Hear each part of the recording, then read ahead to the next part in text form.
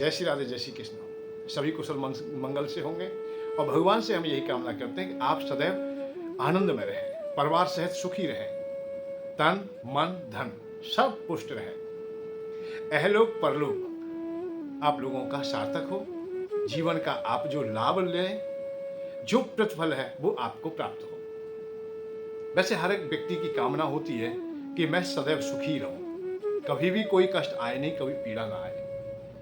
परंतु यह चर्चा आती है कि कोई ना कोई विषय हमें अपनी ओर खींच लेता है, इसलिए संसार में हमें कष्ट प्राप्त हो जाते हैं। यहाँ कर्म के अनुसार ही हमें सांसारिक भोग भोगने होते हैं, अर्थात जो हमने किया है, पहले करके आए हम लोग, आज तैयार है हम लोग भोगने के लिए, अर्थात तो मिल रहा है और आज हम करेंगे, उन्हें भविष्य में भी हमें उसी का प्रतिफल प्राप्त होगा। जैसे एक मजदूर मजदूरी करता है, नौकरी करते हो, कहूँ आप लोग नौकर हैं, सरकारी हैं या प्राइवेट हैं, भाई पूरे महीने आप लोग काम करते हो और पगार तुम्हें महीने के बाद में मिलती है, अर्थात 1 तारीख को मिलती है, दूसरे महीना जब प्रारंभ हो जाता तब मिलता है जाके। जिस दिन हमने पगार उठाया है उस दिन इतनी मेहनत नहीं की जितना हमें पगार मिला है, अर्थात पैसा मिला है।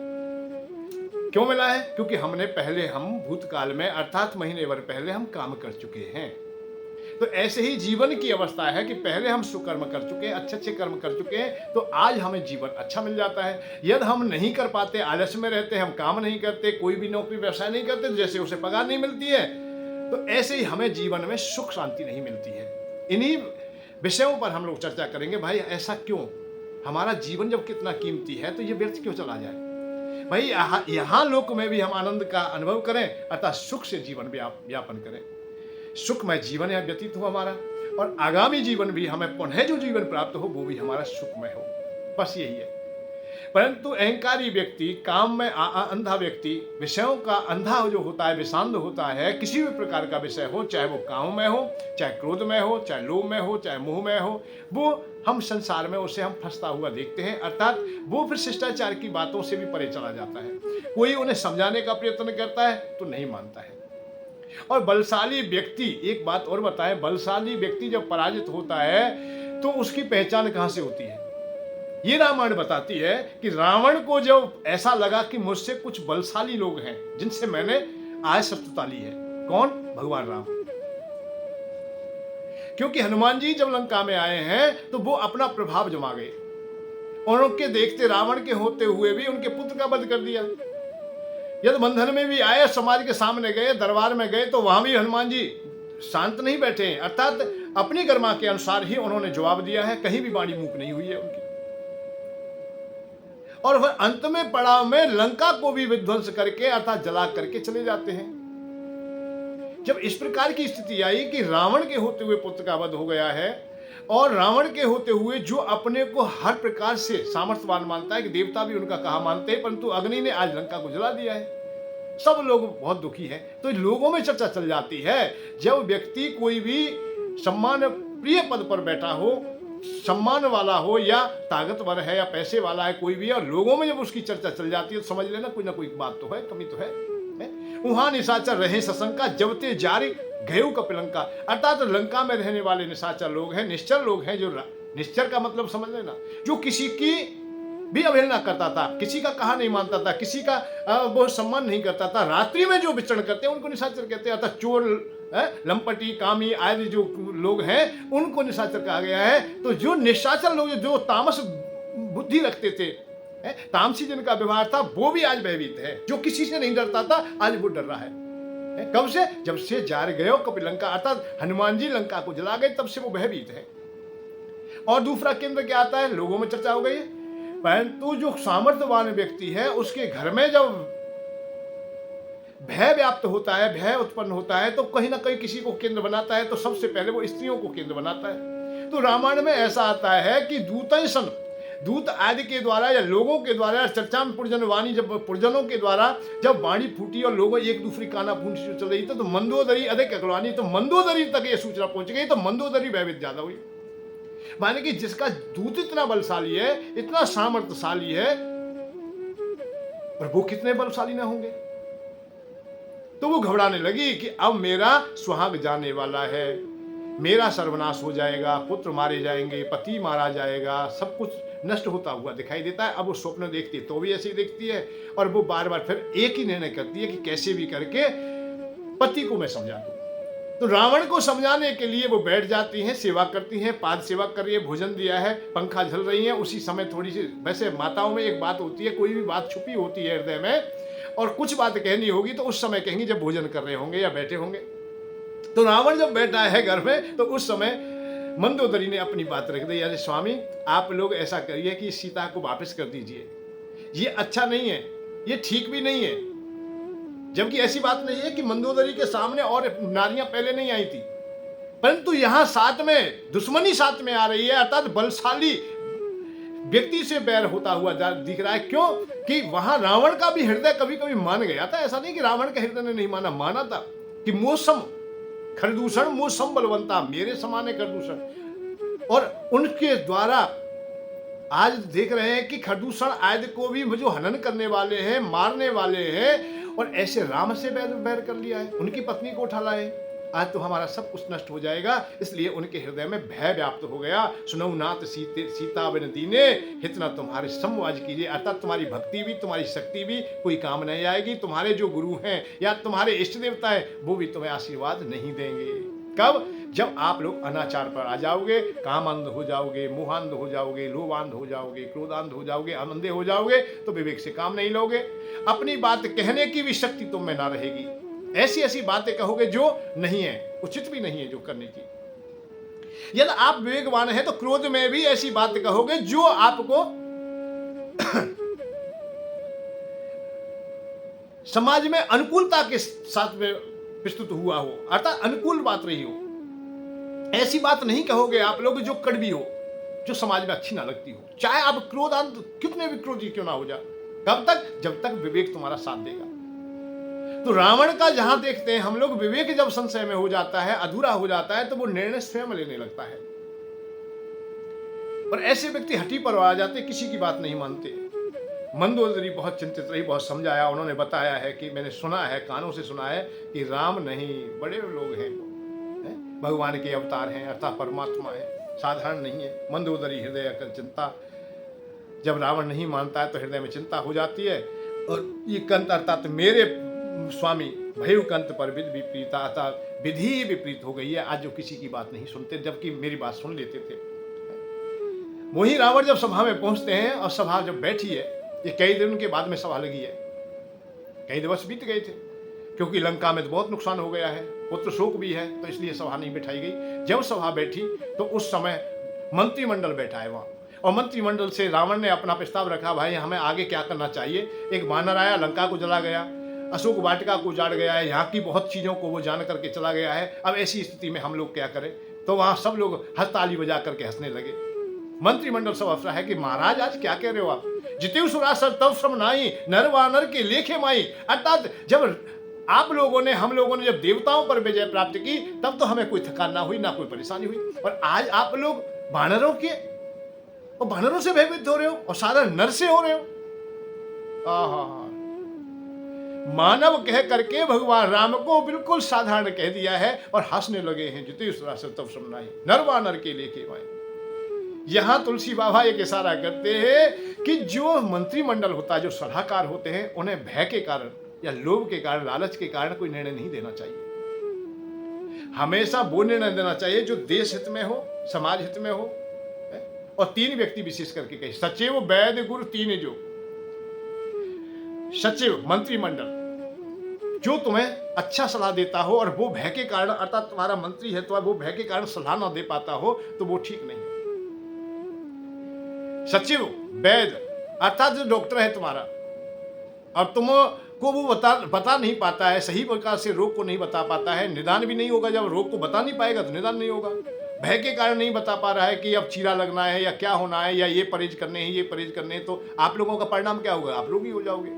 यदि मंत्रिमंडल अच्छी बात नहीं बताएंगे, सही नहीं कहेंगे, तो राजा भ्रमित हो जाएंगे, कहीं ना कहीं मारे जाएंगे, राज ही नष्ट हो जाएगा। सचिव वैद्य गुरु, गुरु अर्थात जो हमारे गुरु है, यदि हमें सही रास्ता नहीं देंगे तो आत्म कल्याण का मार्ग नहीं मिलेगा। ये तीन चीजें बहुत महत्वपूर्ण है कि समाज में हम कैसे जिए, अतः मंत्रिमंडल बताएगा। स्वास्थ्य हमारा अच्छा रहे जो महत्वपूर्ण है, इसलिए हमें वैद्य बताएगा। और गुरु है हमें आत्म कल्याण तक का मार्ग बताएगा कि यहाँ संसार में रहते हुए कोई हमसे अपराध ना हो जाए, कोई गलती ना हो जाए, कोई भी किसी भी प्रकार की ऐसी स्थिति ना हो जाए जिससे मर्यादाएं टूट जाए। परंतु लोभ लालच के वशीभूत होकर के यदि वैद या गुरु या मंत्रिमंडल हमें निर्णय देने लगे तो वो कुछ नहीं बचने वाले, ना तो मरीज बचेगा और ना शिष्य बचेगा और ना राजा ही बचेगा। सचिव वैद गुरु तीन जो प्रिय बोले भयास, राज धर्म तन तीन कर होए बेगी ही नाश, अर्थात वो नाश हो जाएगा, खत्म हो जाएगा। इसलिए अवसर अच्छे शब्द बोलने चाहिए, सही अनुकूलता को देख करके बोलने चाहिए। तो मंत्रिमंडल तो जहाँ ऐसा ही मजाक करने में लग गए, भगवान राम का भी उपहास कर रहे, हनुमान जी का भी कर रहे, अर्थात बानर कह करके बोला कह रहे, अरे बानर आ रहे, अब ऐसी कोई ऊट पटांग काम कर गया तो कर गया, इसका मतलब ये थोड़ी है कि वो बलशाली हो गया, हमसे हम क्या, हमारे तो वो भोजन मात्र हैं। ऐसी चर्चाएं जब कर रहे थे उसी समय विभीषण जी वहां सभा में आते हैं। तुलसी बाबा रखते तह अवसर, उसी अवसर पर अवसर जाने विभीषण आवा। क्या जाना? अवसर जाना। आप ज्ञानी हो, समझदार हो, आप अच्छे लोग हो, आपकी बात में सच्चाई है, परंतु वो उचित समय पर कही जाएगी तभी सच्चाई है। यदि आप लोग कुछ समय पर बात कहोगे, बढ़िया भी कहोगे, तो वो भी विपरीत होंगी। समय की अवश्य पहचान करना कि कोई भी बात कहनी है तो समय पर कहना, समय की प्रतीक्षा अवश्य करना। भाई बढ़िया भी बात करते हो, बढ़िया काम करते हो और समय अनुकूल नहीं है तो वो भी बेकार हो जाएगा। भगवान राम का नाम सत्य है और सनातन है, सदैव रहने वाला है और इससे शांति का मार्ग मिलता है। पर हर अवस्था में इसके भी विपरीत परिणाम हो सकते हैं। जैसे हमारी परंपरा है कि कोई भी व्यक्ति जब मर जाता है, गुजर जाता है, जिसका प्राणांत हो गया है, दाह संस्कार आदि के लिए ले जा रहे हैं, तो रास्ते में चलते चलते लोग भगवान राम के नाम का उच्चारण करते हैं कि राम का नाम ही सत्य है और सत्य का अनुसरण मानव करेगा तो उसकी सदगति हो जाएगी, उसकी गति हो जाएगी। इस प्रकार के छंद बोलते हुए जाते हैं। पर उन्हीं शब्दों को यदि हम लोग विवाह आदि के अवसर पर या खुशियों के अवसर पर बोल दे, जबकि राम का नाम है, राम के नाम में तो कोई बात नहीं और सत्य की बात कही जा रही है, परंतु वहां विपरीतता आ जाएगी। जो हमारी परंपराएं है उसी समय के लिए हमने जो पंक्ति बनाई है या हमने उनको रख दिया है कि ये पंक्ति केवल उसी समय बोली जाएगी, उसके बाद में नहीं बोली जाएगी। चाहे भगवान राम का नाम ही क्यों नहीं है, राम नाम सत्य है, सत्य कहा जाता है और सत्य का अनुसरण करेगा तेरी सदगति हो जाएगी, ये बात बोली जाती है। और जबकि इसे कहीं भी बोला जा सकता है, इतनी बढ़िया शब्द है, परंतु नहीं, उस सत्य को भी हर जगह उपयोग नहीं कर सकते। तो अवसर की प्रतीक्षा अवश्य करनी चाहिए। जो उतावले लोग होते हैं, जो धैर्यवान लोग नहीं होते, जिनके मन पर बस नहीं है, अर्थात बुद्धि सही निर्णय नहीं कर पाती है, वो उतावले हो जाते हैं। जब चाहते हैं जब जैसा बोल देते हैं, उसका परिणाम विपरीत ही सामने आता है। तो यहां देखा है अवसर जान विभीषण आवा। विभीषण कब आए? जब अवसर था। आज हम कुछ कह दें, अब हम कुछ बोल दें कि रावण ने पूछा है कि हम क्या करें। जिस दिन से नहीं पूछा था तो किसी ने नहीं कहा है, जब कहा है अब अपनी अपनी बात, अपना अपना मत सामने रख रहे। मंत्रिमंडल ने रख दिया है कि जिते सुरासर तब श्रम नहीं। वहां जितने राक्षस लोग थे उन्होंने रावण को खुश करने के लिए मीठी मीठी बातें बोल दी, परंतु विभीषण जी को अच्छी नहीं लगी, क्योंकि ये बातें अनुकूल नहीं है। भगवान राम कोई साधारण मानव नहीं है। वो ये बात बताने का प्रयत्न करते हैं कि आप लोग ऐसा मत कीजिए। भाई के चरणों में प्रणाम किया है, नमन किया है, दंडवत किया है कि भैया ऐसा मत कीजिए। तात राम नहीं नर भूपाला, भुवनेश्वर कालहु कर काला। हे भैया, वो कोई राम साधारण राम नहीं है, आप नर कह के आप उनका अपमान कर रहे हो। न, ऐसा ठीक नहीं है। ये आप लोगों ने देख लिया है, खरदूषण जैसे का वध वो एक बाण से ही कर सकते हैं। कितने राक्षसों का वध किया, 14,000 राक्षसों का एक बाण से वध कर दिया। एक से एक बलशाली थे, जो आपके समानता रखने वाले थे, उनका वध कर दिया है। तो वो साधारण वीर तो है नहीं। यदि आप लोग साधारण मानव भी कहे तो भी वो असाधारण है, साधारण नहीं है। और जबकि हमारा अनुभव कहता है वो मानव है ही नहीं, नर रूप में वो नारायण है। तात राम नहीं नर भूपाला, भुवनेश्वर कालो का, कालों का भी जो काल है वही श्री राम है।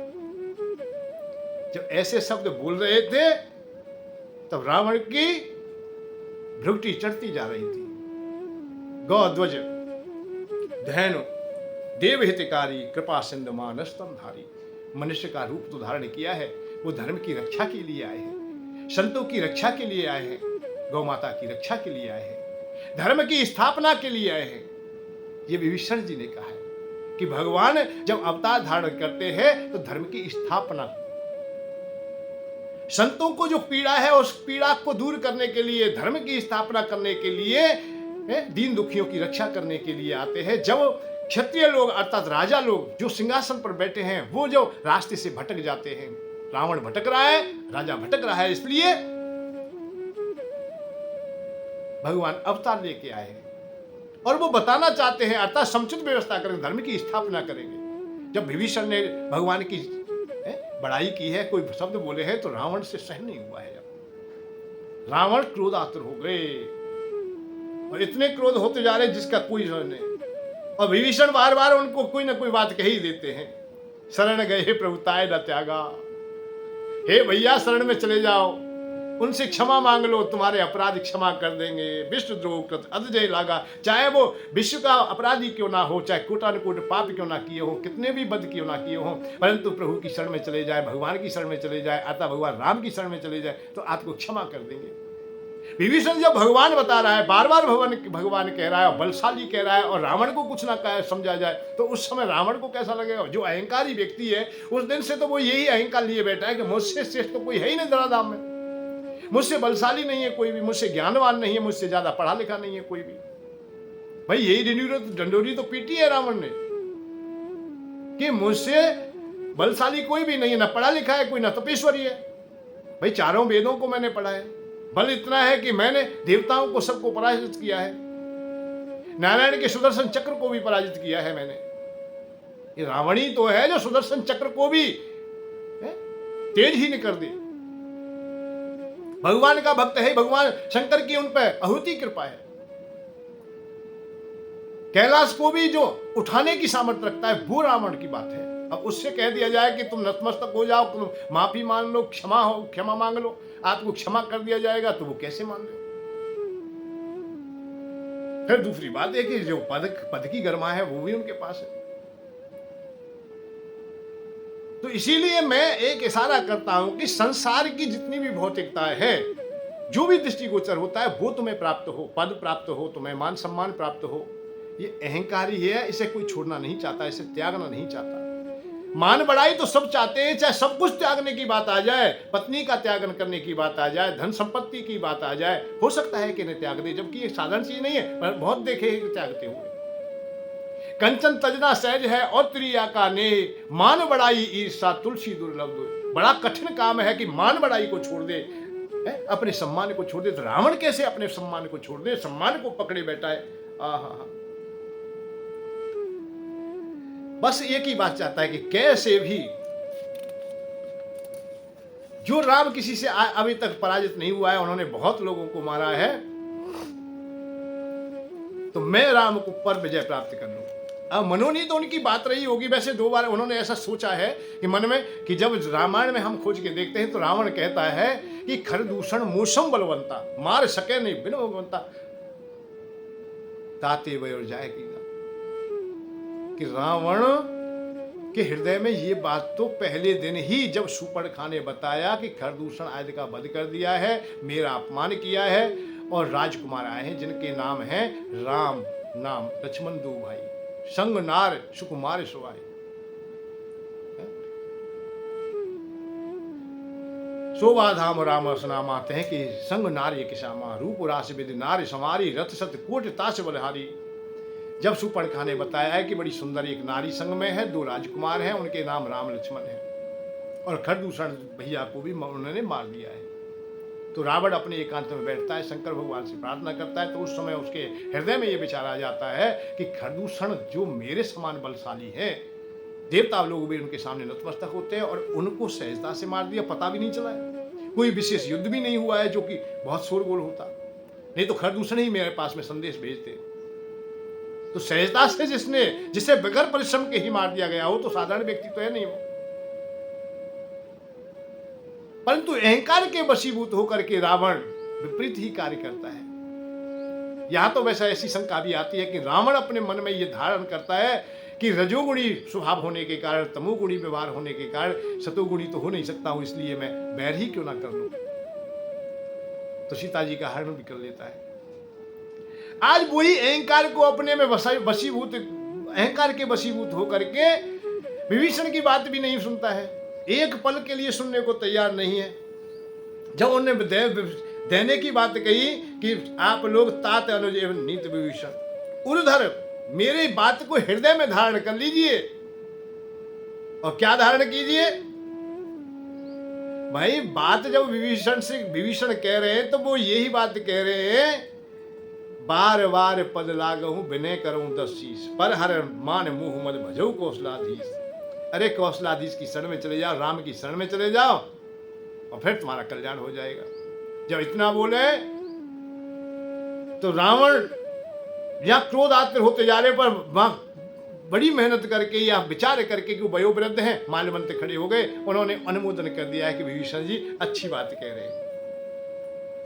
तो रावण ने तो फिर ये की बात कही, रिप उत्कर्ष करे शब्दोई, दूर ना करो यहाँ को कोई, इन्हें दूर क्यों नहीं भगाते भाई? माल्यवंत भी बूढ़ा हो गया है, अर्थात ये नाना श्री बूढ़े हो गए, इनके दूर भागिए, यहाँ से निकलिए, तुम लोग सभा में बैठने के योग्य भी नहीं है। तो माल्यवंत तो चले जाते हैं कि बड़े बूढ़े हैं, उन्हें अपना सम्मान का भी ध्यान है और जो होना है वो होगा, शायद ऐसा भी वो सोच लेते होंगे। पर विभीषण अनुज है, भाई है, मंत्री ही नहीं है, सम्मान प्रिय पदपई नहीं, परंतु वो भाई भी है। फिर कहने लगे, कहे विभीषण पुन कर जोरी, हाथ जोड़ लिए, भैया हृदय में सबके में ये विकार आ जाते हैं। ऐसा कौन व्यक्ति है जिसके हृदय में काम ना आ जाए? ऐसा कौन व्यक्ति है जिसके हृदय में क्रोध ना आ जाए? ऐसा कौन व्यक्ति है जिसके हृदय में लोभ ना आ जाए? ये विषय आ जाते हैं। कुमिति सुमिति, सुमिति कुमिति सबके उर रही, सबके हृदय में सुमति और कुमिति दोनों वास करती हैं। ये समय समय पर आ जाती हैं और चली जाती है, आती है और चली जाती। नाथ पुराण निगम सके ही, हे प्रभु, हे भैया, पुराणों ने भी ऐसे कहा है, संतों ने ऐसा कहा है, वेदों ने भी ऐसा कहा है कि सुमित कुमित नाम की 2 बहनें हैं, वो हर मानव के साथ हमेशा जुड़ी रहती हैं। भैया आप सुमति को अपनाइए, कुमति को त्याग दीजिए। कुमति बर्बाद कर देती है, सर्वनाश कर देती है, इसलिए सुमति का संग कीजिए। ये सुमति के विचार नहीं है तुम्हारे कि आप पराई स्त्री का हरण कर लाए हैं और बलवान से बैर कर लिया है। जो परमात्मा स्वरूप है, भगवान राम है, ऐसे से बैर मत कीजिए। भैया यहाँ सबको संगठित करके सबको इकट्ठा रखिए, नहीं सब नष्ट हो जाएगा। जहाँ सुमति होती है वहीं तो सब कुछ होता है। जहाँ सुमति तहाँ संपत्ति नाना। जहाँ हम लोगों की सुबुद्धि अच्छी होगी, विचार अच्छे होंगे, हम लोग इकट्ठे होंगे। अरे प्रेम से हम सब इकट्ठे हो सकते हैं, बैरभाव से कौन हमारे पास बैठेगा?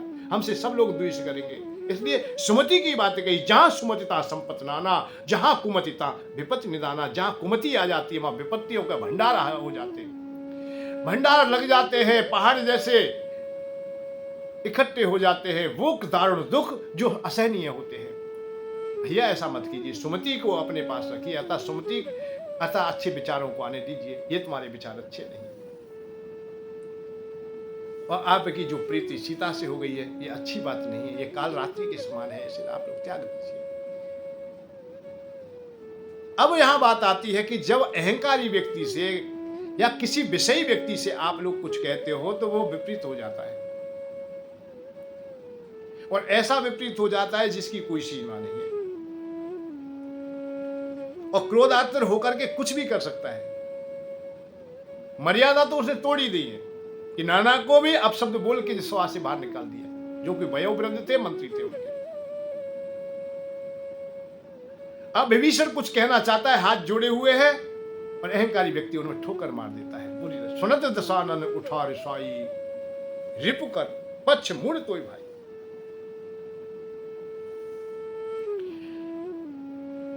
अरे मूर्ख करके खल, रिपुओं का अर्थात दुश्मनों का तू संग देता है, उनकी बात करता है, उनका पक्ष लेता है। सुनत दशानन उठा रिसाई, खल तो निकट मृत्यु तो खल अर्थात मूर्ख, तुझे तेरी मृत्यु निकट आ गई है क्या? जो बोले ही जा रहा है, हमने कहा है कि सभा से निकल जा, भाग जा यहां से, नहीं गया, और फिर भी कोई वही बात कह रहा है कि मैं क्षमा मांगू। अब यह बात आती है कि मैं क्षमा मांगू। जो बलशाली है, जो अपने को किसी से पराजित नहीं देखता है और आज तक ना देखा, उससे कह रहा है तो उनकी शरण में चला जा। अरे तू जो शिक्षा दे रहा है, तू जो बातें कर रहा है, तेरा भी जीवन हमसे चलता है। जिए तो सदा सच मोर जियावा, रिप कर पक्ष मुड़ तो भावा। तू दुश्मन का संग करता है। हमने सुना है कि वो हनुमान नामक बानर भी तुझसे ही पहले मिला था और तूने ही युक्ति बताई होंगी उन्हें। और जिस समय हम उसका प्राणांत कर रहे थे, अर्थात प्राण दंड दे रहे थे, उस समय तू ही आ गया और तूने ही उसे बचाया। तूने ही सलाह दी कि पूछ में आग लगा दो, लंका जला दी। ये सब काम तेरे हैं। जा, तेरी नीति यहां काम नहीं आ सकती है। ममपुर बस तब सिंह पर प्रीति, सट में लेते हैं कहो नीति। सट, अरे मूर्ख, सट मिल जाए, मिल जा तू उन्हें और उनसे ही जाकर कहते हैं कहो नीति। उन्हीं से कहे ये तेरे विचारधारा हमें अच्छी नहीं लगती, हमारे लिए नहीं है ये विचारधारा। जा उनको ही सिखा देना तू, तो उनके प्रति तेरी ज्यादा प्रीति है, बार बार उनकी बड़ाई करता है। यहां एक बात बहुत अच्छी आई है कि रावण जीवन में कोई काम किया या नहीं किया अच्छा, परंतु दो जगह उसकी जब विचारधारा हमारे सामने आई तो बहुत अच्छी लगी। पहली वही कि खर दूषण मौसम बलवंता, मार सके बिन को बिन भगवंता, कौन मारेगा भगवान के बगैर।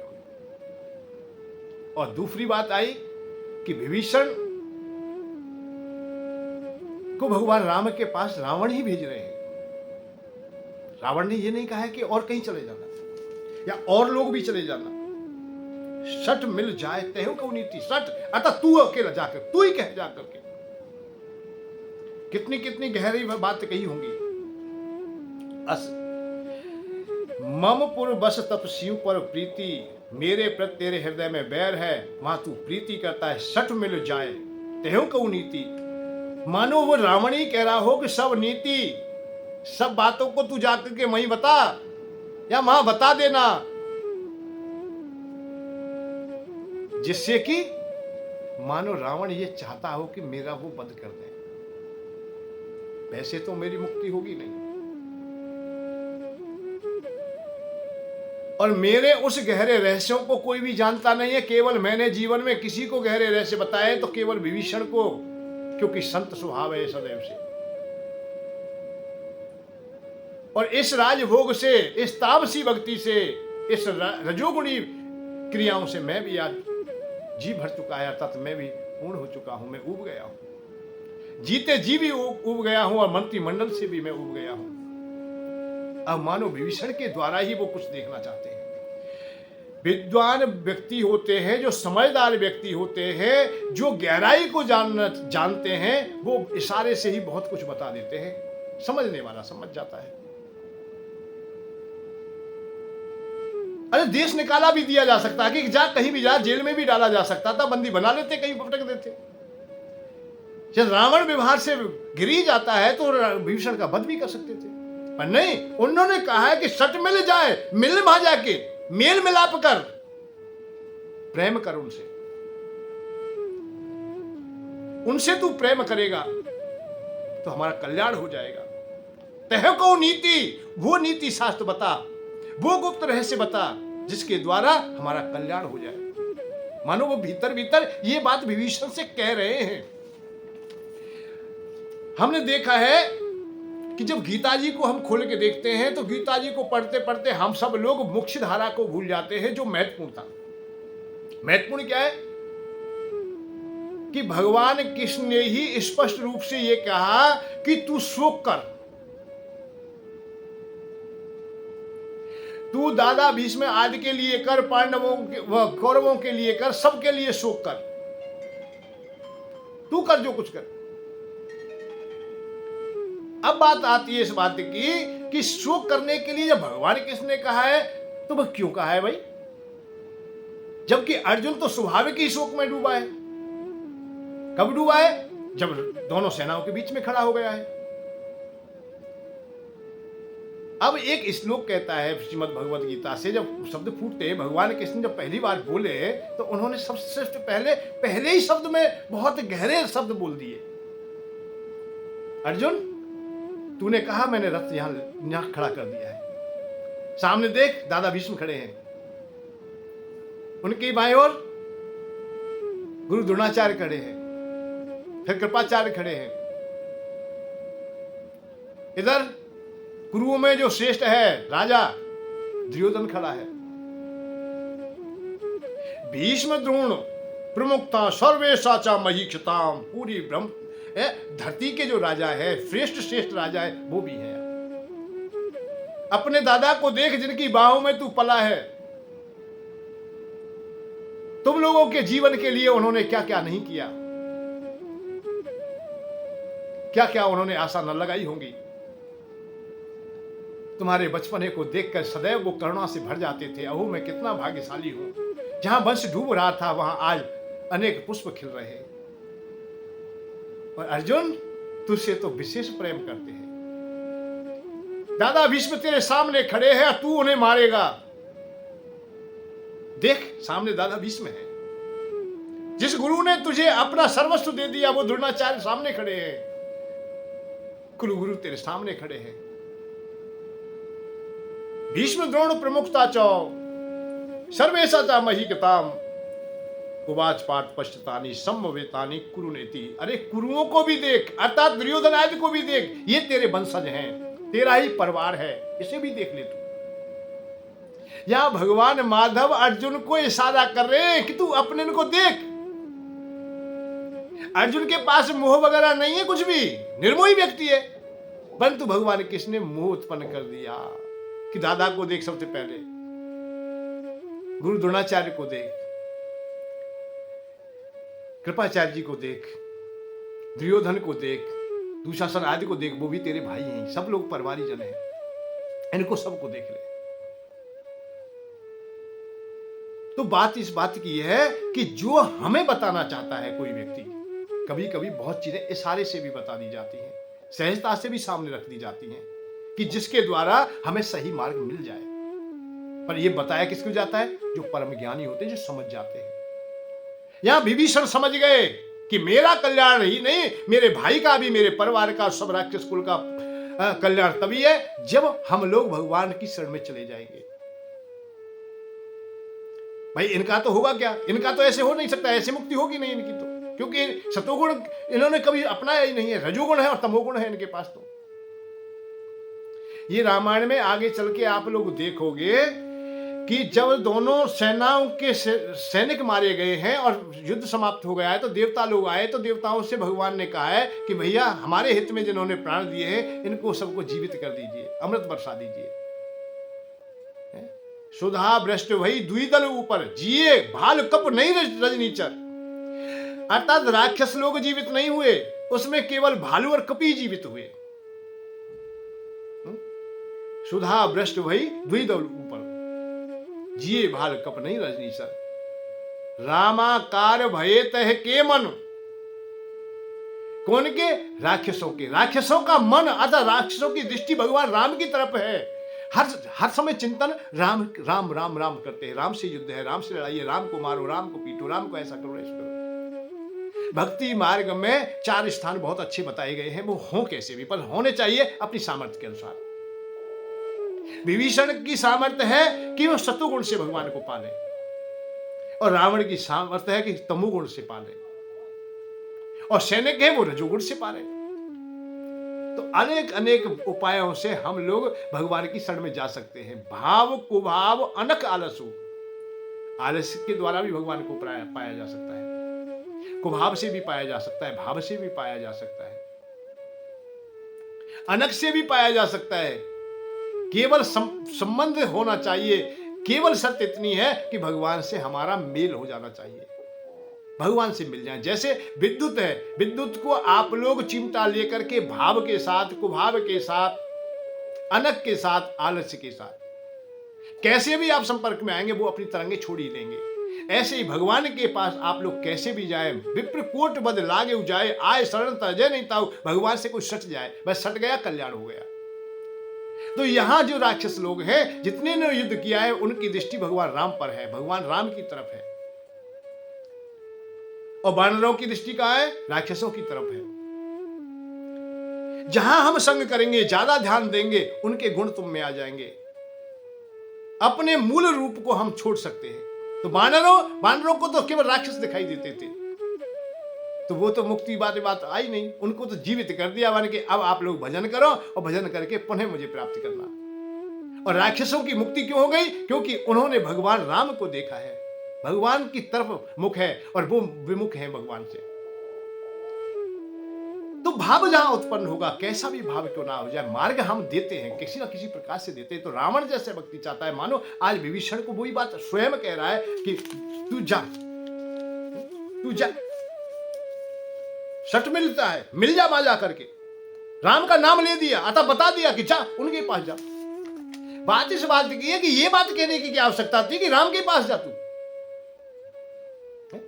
और जिसके बानर से हम भयभीत हैं, पत्नी ने समझाया है, मालवन मंत्री लोग भी कह रहे हैं, और विभीषण भैया भी के सब लोग कह रहे हैं कि बानर इतना बलशाली है, तो राम भी बड़े बलशाली हैं, जिन्होंने खरदूषण जैसे उनको मार दिया है, त्रिशरा और वाली आदि का भी वध किया है, जो अजय लोग थे उनका वध किया है उन्होंने, और उसी के पास भेज रहे विभीषण को कि जा उन्हीं के पास, सट में लग जाए तह को नीति, उन्हीं से जाके नीति कह।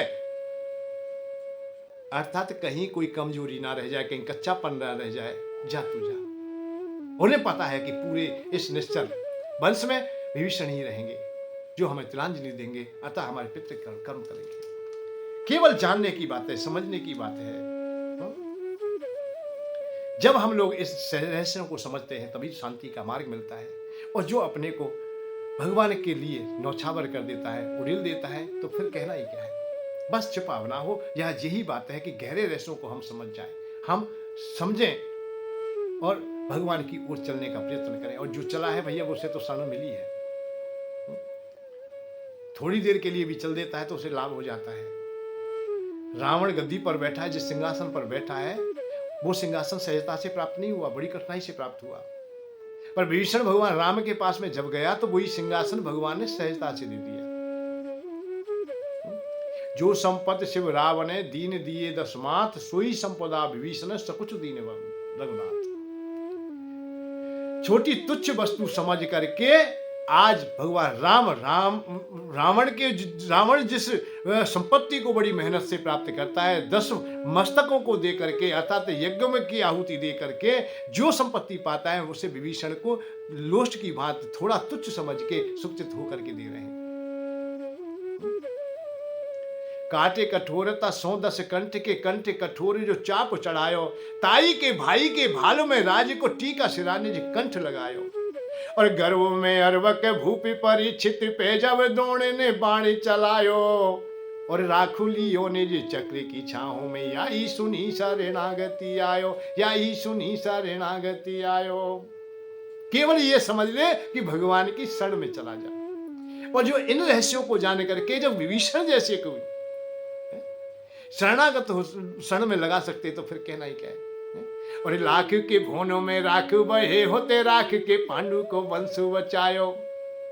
और बालक के खाते रे पाहाने फोरे के हरे रूप बनायो। मारे विनोदी विनोदी में राक्षस मोदी को भक्त को गोदी खिलायो। और आरती को एक तू ही उबारती आई सुनी शरणागति आयो, या ही सुनी शरणागति आयो, या ही सुनी शरणागति आयो। भगवान की शरण में कोई गया है और कोई खाली आ जाए, कोई अधूरा लौटाए, ऐसा नहीं प्रमाण मिलता है। भगवान बड़े कृपा बरसाने वाले हैं। कीट पतंग पशु पक्षी सब पर संभाव रखते हैं, उनके हृदय में कभी कोई ऐसी बात नहीं है। ऊंच नीच का भी भेद भगवान के पास ही मिटता है। केवल हम लोग हैं जो बनाए हुए होते हैं। अपने अपने अधिकार को अनाधिकार के रूप में न जाने दें, बस यही ध्यान रखें। और भीले सो भाई की नाई मिले ने जे डीले सो डीले मिलाए शिरायो। रूप की रूरी आयु की पूरी, जाति की खूरी को मानी बढ़ायो। मेवा मिठाई सोना के चढ़ाए के, दासी के हाथी को सागी सरायो। और भाव के भूखे हो भांति के नाही में, याई सुनी शरणागति आयो, याई सुनी शरणागति आयो, याई सुनी शरणागति आयो।